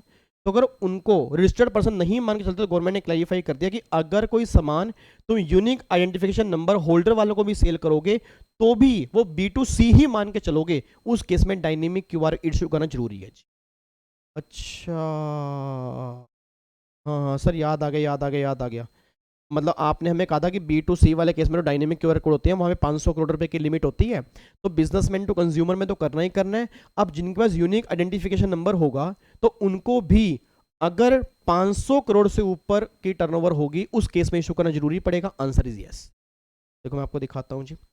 अब गवर्नमेंट ये बात कह रही है कि भाई साहब any person who has been unique identification number as per 25(9), देखो लिखा है तो लिखा हुआ है is not registered person as per definition. मतलब वो रजिस्टर्ड पर्सन नहीं माना जाता, बट अगर रजिस्टर्ड पर्सन नहीं माना जाता तो फिर वो B2C में कवर होगा। अगर B2C में कवर होगा उस केस में डायनेमिक QR कोड इशू करना इस केस में जरूरी है। किस केस में जरूरी है? बिजनेसमैन टू कंज्यूमर वाले केस में, और बिजनेसमैन टू जिनके पास यूनिक आइडेंटिफिकेशन नंबर है उनको भी अब डायनेमिक QR कोड मेंशन करना जरूरी है अगर आपके टर्नओवर 500 करोड़ से ज्यादा है जी। क्या कह रहे हो? 50 करोड़ तो इनवॉइस की है ना। अरे मेरे नालायक, मेरे बैंगनी कलर के बच्चे, 50 करोड़ तो ई इनवॉइस की है, वो तो B2B वाले केस में, और डायनेमिक QR कोड जो है वो B2C वाले केस में है जी। ठीक है, तो देखो यहाँ पे वही लिखा हुआ है। उसके बाद अमेंडमेंट नंबर 11 बिल्कुल बेसिक सी है जी। अमेंडमेंट नंबर 11 में लिखा हुआ है कि जब भी आपको रिफंड क्लेम करना होगा आपकी लिमिट 2 साल की होती है। ये देखो यहाँ पे वही लिखा है कि अगर आपका 77 में रिफंड बनता है या सेक्शन 19 में रिफंड बनता है तो आपको 2 साल के अंदर आपको एप्लीकेशन डालनी पड़ेगी। ये बात हमें पहले से ही पता थी, तो कोई अलग से अमेंडमेंट नहीं है जी। उसके बाद एक और ये दो भी अमेंडमेंट नहीं है मेरे अकॉर्डिंग। अगर ये ना भी होती, अगर एक क्लैरिफिकेशन ना भी होती तो भी हमें पता थी। एक बात मुझे बताओ जी, जो 2 साल की लिमिट होती है रिफंड वाले केस में, क्या वो कैश लेजर के अंदर यूज होती है? मतलब अगर मेरा कैश लेजर के अंदर एक्सेस बैलेंस है तो मैंने पहले भी कहा था वो रिफंड के थ्रू क्लेम कर सकती हो, रिटर्न के थ्रू। नालायक को याद करो, आपको मैंने कहा क्या था कि अगर कैश लेजर के अंदर एक्सेस बैलेंस बचा है, भाई आपको रिफंड किसका क्लेम करना है? अगर आपने गवर्नमेंट को एक्सेस GST पे कर दिया। और याद करो मैंने क्लास के अंदर भी कहा था कि अगर कैश लेजर के अंदर एक्सेस बैलेंस बचा है उसका रिफंड क्लेम करने के लिए 2 साल की लिमिट नहीं है, वो तो आप रिटर्न के थ्रू भी क्लेम कर सकते हो। मैंने वही बात बोली कि अगर कैश लेजर के अंदर आपका एक्सेस बैलेंस है तो क्या वो 2 साल की लिमिट आपके लिए जरूरी है? Answer is no. आप रिटर्न के थ्रू भी क्लेम कर सकते हो, कोई दिक्कत वाली बात नहीं है। और दूसरा गवर्नमेंट कह रही है कि अगर बैलेंस आपका कैश लेजर के अंदर एक्सेस बचा हुआ है तो क्या उस केस में सर्टिफिकेट्स डिक्लेरेशन की जरूरत है उसको फर्निश करना है? Answer is no. वो तब होता है सर, ये सारे काम कब होते हैं? अगर क्रेडिट लेजर के अंदर बैलेंस है उसका मुझे रिफंड क्लेम करना हो। हाँ मेरा बच्चा इधर इधर इधर सीधो के बैठो, बिल्कुल सीधो के बैठो, सोना थोड़ा यार। ना ना ना ना ना ना ना ना ना हंसना नहीं बच्चा कह रहा हूँ। एक बात मुझे बताओ, रिफंड वाला चैप्टर एक बार खोलो फटाफट से। रिफंड वाले चैप्टर के एक बार नोट्स खोलो जो मैंने क्लास में लिखवाए थे आपको। उसके अंदर मैंने कहा था कि कैश लेजर के अंदर कोई 2 साल की टाइम लिमिट नहीं होती, और दूसरा कोई भी वहाँ पे डिक्लेरेशन की रिक्वायरमेंट नहीं होती। रीजन भी क्योंकि कैश लेजर के अंदर तो बैलेंस हमारा ही है ना भाई, कैश लेजर के अंदर बैलेंस तो हमारा है। मेन प्रॉब्लम गवर्नमेंट को कब होती है कि अगर मैं रिफंड लेने जाऊँ इलेक्ट्रॉनिक क्रेडिट लेजर का, तो गवर्नमेंट कहती है भाई वहाँ पे पूरी वेरिफिकेशन करेंगे, हमें डिक्लेरेशन चाहिए, हमें सर्टिफिकेट चाहिए, आपको फॉर्म नंबर भरने पड़ेंगे। बट इस केस में गवर्नमेंट कहती है ऐसी कोई रिक्वायरमेंट नहीं है, क्योंकि पैसा तुम्हारा है, तुम जब मर्जी रिफंड क्लेम कर लो, अग्री रिटर्न में क्लेम कर लो, और कोई डिक्लेरेशन की यहाँ पे कोई रिक्वायरमेंट नहीं है जी। तो देखो दोनों के अंदर नो लिखा है भाई, ऐसी कोई भी रिक्वायरमेंट नहीं है। हाँ ये क्वेश्चन एग्जाम में 2 नंबर का बन सकता है जी। मतलब ये वाला क्वेश्चन जो है एग्जाम में 2 नंबर का कंफर्म बन सकता है, जो मुझे उम्मीद है। मतलब पूरी अमेंडमेंट में से ना ये वाला जरूर बन सकता है जी। उसके बाद देखो जी, फिर आगे अगली अमेंडमेंट देखो जी। अब अगली अमेंडमेंट तो ये है, clarification regarding the extension of limitation under GST law in terms of honourable supreme court yes dated 27 अप्रैल 2021 को एक क्लैरिफिकेशन आई थी। सुप्रीम कोर्ट ने GST में एक जजमेंट पास की थी जी। सुप्रीम कोर्ट ने एक जजमेंट पास की थी, उसमें इन्होंने टाइम लिमिट एक्सटेंड किया था। और उस जजमेंट में ना बस ये कहा गया था कि जो भी हम टाइम लिमिट पेमेंट, कुछ इश्यूज था, एसएससी ने कम पेमेंट की थी तो उसमें टाइम लिमिट इन्होंने एक्सटेंड की थी। तो गवर्नमेंट ने ये कहा है, मतलब क्लैरिफिकेशन ये किया कि जो उस जजमेंट के अंदर सुप्रीम कोर्ट ने टाइम लिमिट एक्सटेंड की थी ना, वो उसी जजमेंट पे एप्लीकेबल होगी, मतलब उसी केस में एप्लीकेबल होगी और किसी केस में एप्लीकेबल नहीं होगी। प्रॉब्लम क्या होती है, सुप्रीम कोर्ट की जजमेंट क्या बन जाती है, लॉ ऑफ लैंड बन जाती है। अब कई लोगों को ये था कि अगर सुप्रीम कोर्ट ने उस केस में कोई जजमेंट पास कर दी है तो हमारा कोई नए वाला केस होगा तो सेम जजमेंट हम यहाँ पे एप्लीकेबल कर देंगे। तो गवर्नमेंट ने क्लैरिफाई कर दिया कि भाई साहब जो टाइम लिमिट एक्सटेंड की गई थी वो स्पेशली उसी केस के लिए की गई थी, उस केस में सुप्रीम कोर्ट ने लिखा भी था, इसलिए उसको तुम यहाँ पे अप्लाई नहीं करो। एग्जाम के लिए 0% चांस, कोई चांस नहीं है इसके अंदर, सिर्फ एक क्लैरिफिकेशन है कि हाँ भाई जो उन्होंने टाइम लिमिट बढ़ाई वो उस केस के लिए एप्लीकेबल। ठीक है जी, तो देखो उन्होंने सारी बातें यहाँ पे वही लिखी हैं। ठीक है, ये सारी बातें उन्होंने वहाँ पे वही लिखी हैं कि अदर, देखो लिखे ना, and is not applicable to any other proceeding under GST. लो कोई अदर प्रोसीडिंग होगी उसमें ये एप्लीकेबल नहीं होंगे, बस ये बात ध्यान। ठीक है, उसके बाद जी अमेंडमेंट नंबर 14, ये बिल्कुल सिंपल सी अमेंडमेंट है। जीएसटी ऑडिट खत्म हो गया जी, याद करो जीएसटी ऑडिट, मैंने वैसे क्लास के अंदर भी कहा था कि जीएसटी ऑडिट अब खत्म हो चुका है। वो टर्नओवर वाला, हेलो श्रुति, इधर इधर इधर श्रुति, हाँ इधर देखो ध्यान से, मुझे फटाफट से बोल के बताओ। अब जो जीएसटी ऑडिट था, जो 2 करोड़ के बाद मैंने कहा था कंपलसरी होता है, कुछ केस में लिमिट 5 करोड़ भी थी, बट क्या अब वो ऑडिट है? Answer is no. आपको मैंने वैसे क्लास के अंदर शायद बताया भी था कि जीएसटी ऑडिट जब डिलीट हो चुका है, जीएसटी ऑडिट डिलीट का मतलब ये नहीं है कि आपका वो ऑडिट वाला चैप्टर ही खत्म हो चुका है। मेरे ख्याल से मैंने पहले वाले अमेंडमेंट के अंदर बताया भी था कि जर्नल ऑडिट और स्पेशल ऑडिट आज भी हैं, जो टर्नओवर वाला ऑडिट है ना वो खत्म हो चुका है। ठीक है, तो देखो यहाँ पे वही लिखा है जी, अब आपका कोई भी ऑडिट यहाँ पे नहीं, CA/CMA is no longer required to section 111 substitute section 44। मतलब अब सेल्फ ऑडिट करना है, सेल्फ सर्टिफाइड करके हमें आगे देना है, अब कोई भी ऑडिट की रिक्वायरमेंट नहीं है, ये तो हमें पहले से पता है जी। उसके बाद एक और अमेंडमेंट नंबर 15, एक छोटी सी अमेंडमेंट आई है जी, एक छोटी सी अमेंडमेंट आई है। इवन कुछ बच्चों को अगर याद हो, प्लेस ऑफ सप्लाई वाले चैप्टर में ना मैंने कहा भी था कि अमेंडमेंट वैसे दिसंबर 21 के अंदर आई थी, ये अमेंडमेंट दिसंबर 21 के अंदर आई थी, बट मैंने क्लास के अंदर कहा भी था शायद कि अमेंडमेंट गलत है, गवर्नमेंट से गलती हो गई है, गवर्नमेंट इसको सही करेगी, और फाइनली गवर्नमेंट ने वो सही कर दिया। Change of place of supply for B2B MRO service. MRO service का मतलब क्या होता है? Maintenance, repair, operational service normally होती हैं। तो मेंटेनेंस, रिपेयर और सर्विस वाले केस में पहले प्लेस ऑफ सप्लाई बोलते थे रिसीवर की लोकेशन, बट अब गवर्नमेंट ने क्लैरिफाई कर दिया कि लोकेशन ऑफ सप्लायर, पहले बोलते थे सप्लायर की लोकेशन, बट अब गवर्नमेंट ने क्लैरिफाई कर दिया कि लोकेशन ऑफ रिसीवर जो होगी वो लोकेशन जो बनेगी वो पीएस बनेगी। देखो क्या लिखा हुआ है, नोटिफिकेशन पहले हमने इशू की थी आईजीएसटी में 30 सितंबर 19 को, to change place of supply B2B MRO service in case of shipping industry, in case of shipping industry, तो to the location of recipient, जो रिसिपिएंट की लोकेशन होगी वो पीएस बनेगी। सर क्या एग्जाम के लिए रेलिवेंट है? Not relevant. एग्जाम में इसमें से क्वेश्चन बनेगा, प्लेस ऑफ सप्लाई में ऑलरेडी काफ़ी और प्रोविजन है जहाँ से क्वेश्चन बनता है। बड़ा नॉर्मली अपने दिमाग में रखना कि MRO वाले केस में, शिपिंग बिजनेस वाले केस में अगर कोई रिपेयर ऑपरेशनल सर्विस है या मेंटेनेंस की सर्विस है, उस केस में जो रिसिपिएंट की लोकेशन होगी वो प्लेस ऑफ सप्लाई बनेगा। ठीक है जी। उसके बाद ये लास्ट अमेंडमेंट है, अमेंडमेंट नंबर 16। उसके बाद ये 17 कस्टम की है और 18 भी कस्टम की है और 19 भी कस्टम की है। कस्टम में 3 अमेंडमेंट है जी बस। और फॉरेन ट्रेड पॉलिसी ना वैसे वो रिवाइज हो चुकी है, बट ICS ने अपने सप्लीमेंट में नहीं दी है जी। ठीक है, बट मैं फिर भी आपको रिवाइज वाली रिवीजन क्लास में करवा दूंगा, रिवीजन क्लास में करवा दूंगा।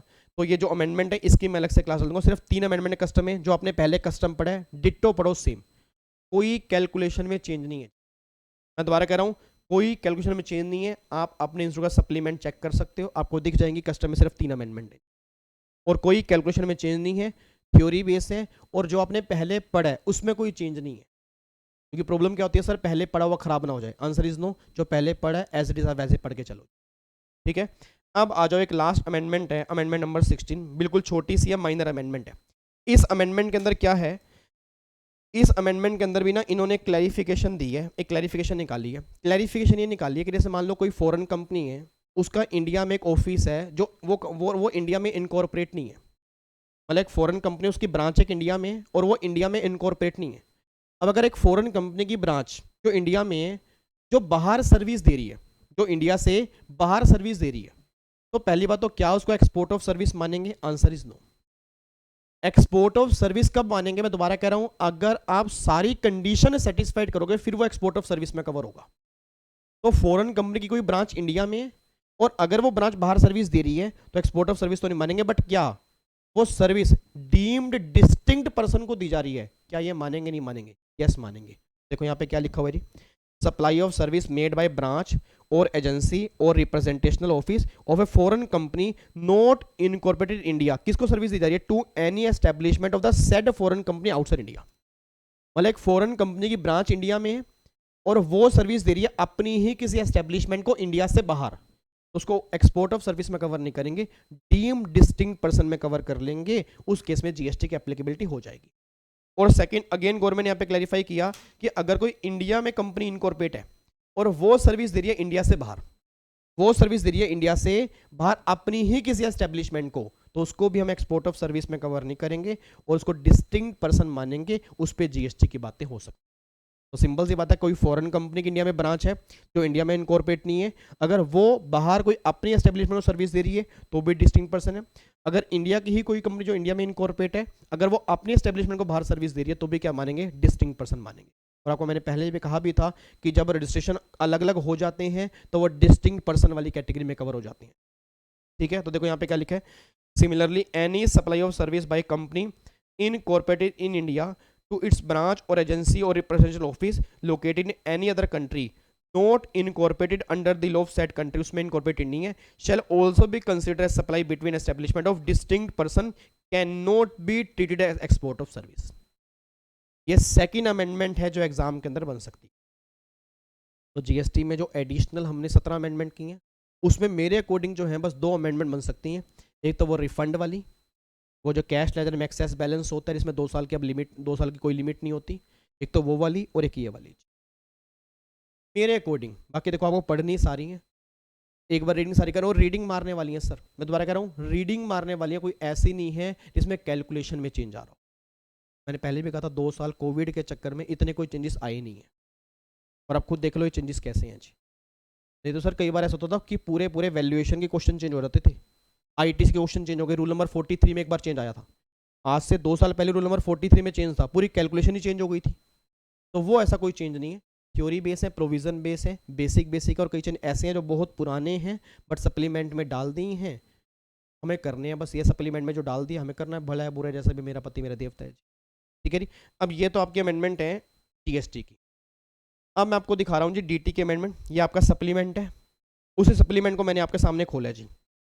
अब ये अमेंडमेंट देखो जी, आप खुद देखो, मैं नहीं बोलूँगा सर, आप खुद बताओगे। ये अमेंडमेंट 2020 की है, ऑलरेडी हम क्लास में कर चुके हैं, ऑलरेडी हम क्लास में डिस्कस कर चुके हैं जी।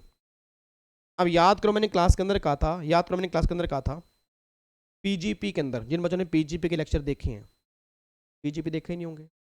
प्रॉब्लम क्या है, प्रोफेशनल वालों को ना जितना मर्जी समझा लो अपनी धुन में चलते हैं। सर हम क्यों देखें पीजीपी, सर हमारे एग्जाम में 5 हेड नहीं है। मैं फिर भी दोबारा बोल सकता हूँ, देख लेना, आपका ही भला होगा, जल्दी एग्जाम निकल जाएंगे। इनकम टैक्स में दिक्कत जो आती है ना आपको, वो तभी आती है जब आपके 5 हेड या एग्जीक्यूटिव का क्लियर नहीं होता। और सर मैं सही बता रहा हूँ, एग्जामिनर इस बार आपके एग्जीक्यूटिव के लेवल हर बार टेस्ट कर रहा है, हर बार टेस्ट कर रहा है। बच्चा कह रहा है वो कैसे पढ़ के जाए, पढ़ना पड़ेगा सर, नोट्स पुराने पढ़ने पड़ेंगे, नोट्स उठा के पढ़ने पड़ेंगे, नहीं पढ़ोगे दिक्कत आपको आएगी। अब ये अमेंडमेंट मैंने पीजीपी के अंदर करवाई थी कि जिनकी टर्नओवर, जिन बिजनेसमैन की टर्नओवर 50 करोड़ से ऊपर होती है ना, उनको ऑनलाइन पेमेंट करना कंपलसरी है, मतलब ऑनलाइन पेमेंट कंपलसरी है।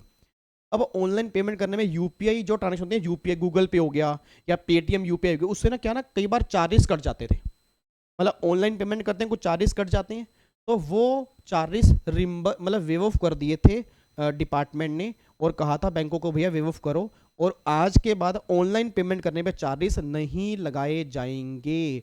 रीजन क्योंकि एक तरफ हम कह रहे हैं कि ऑनलाइन पेमेंट करो, और अगर ऑनलाइन चार्जेस लगेंगे तो कहीं ना कहीं फिर लोग ऑनलाइन पेमेंट नहीं करेंगे ना।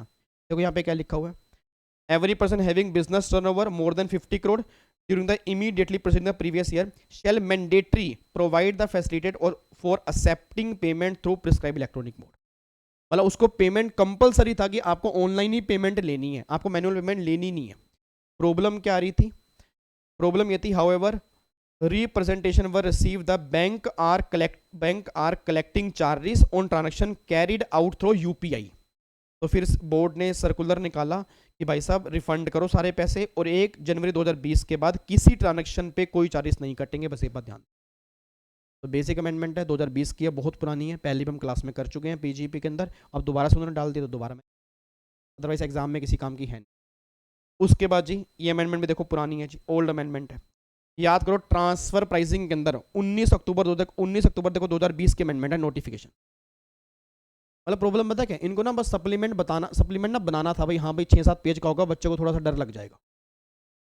बच्चा तो घबरा गया ना, बच्चा मैसेज कर रहा है सप्लीमेंट नहीं कराया सर, आपने सप्लीमेंट नहीं कराया। आप एक बात बताओ, ट्रांसफर प्राइसिंग वाले केस में आपको मैंने कहा था वेरिएशन जो होता है 1% और 3% का होता है, नॉर्मल केस में 3%, होलसेल ट्रेडिंग वाले केस में 1%। देख लो वही बात लिखी है जी, 1% of the letter in case of wholesale trading, और नॉर्मल केस में 3% जी। बताओ 2020 के अमेंडमेंट अब 2022 में डाल रहे हैं।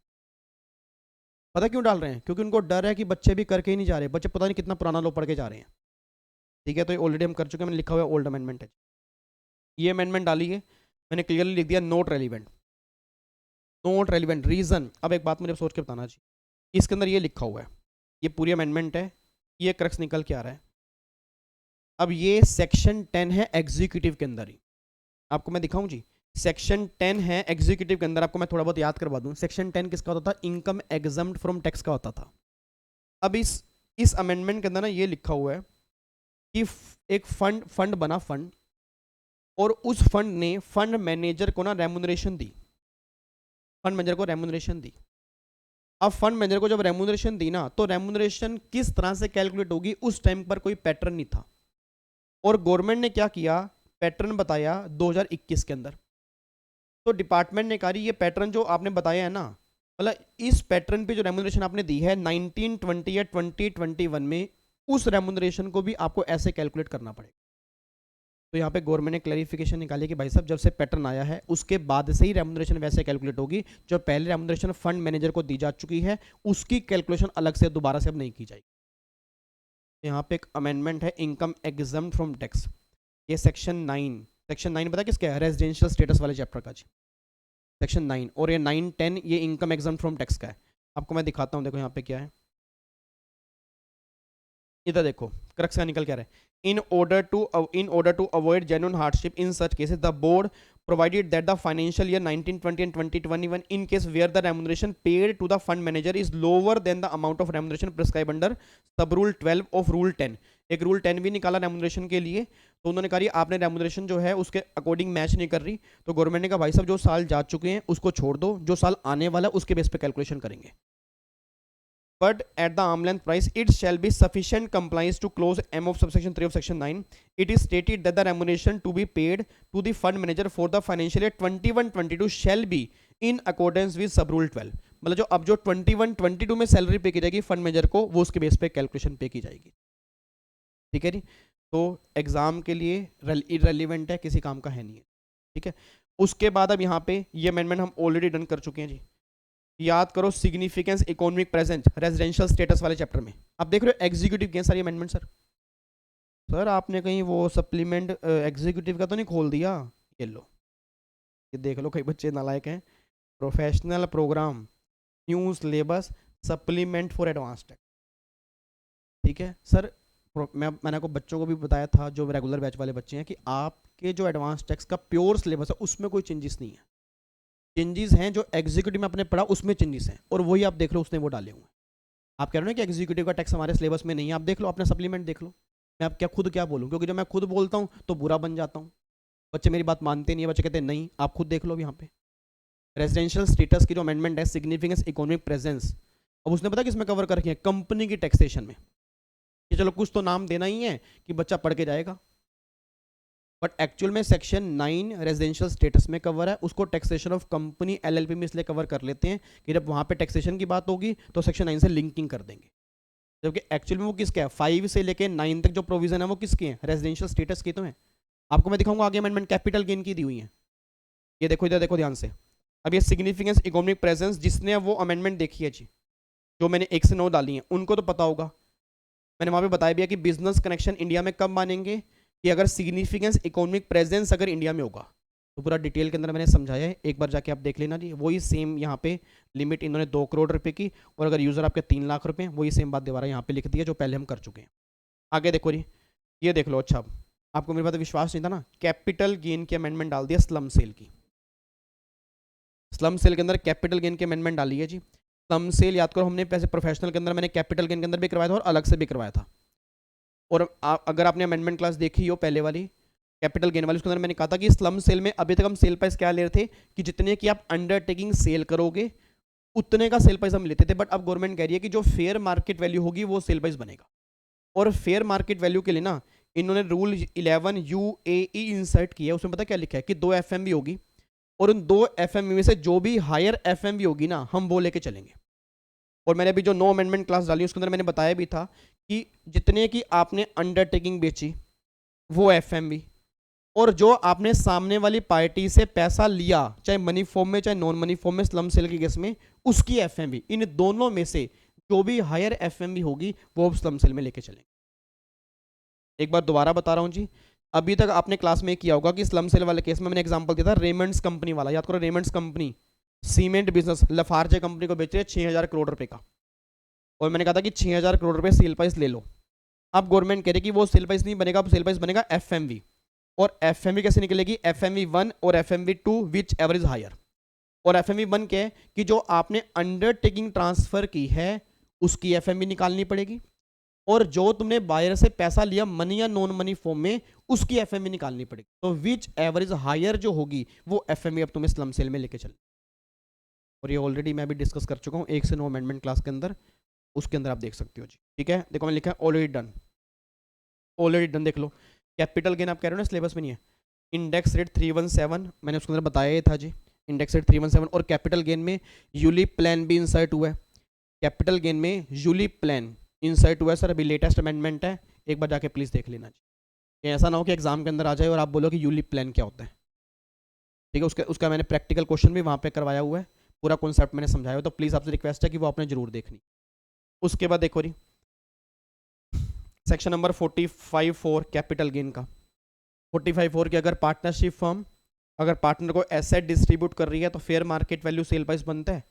ये वाला इन्होंने यहाँ पे एक रूल इंसर्ट किया, रूल 8AB, जो FMV निकालने के लिए।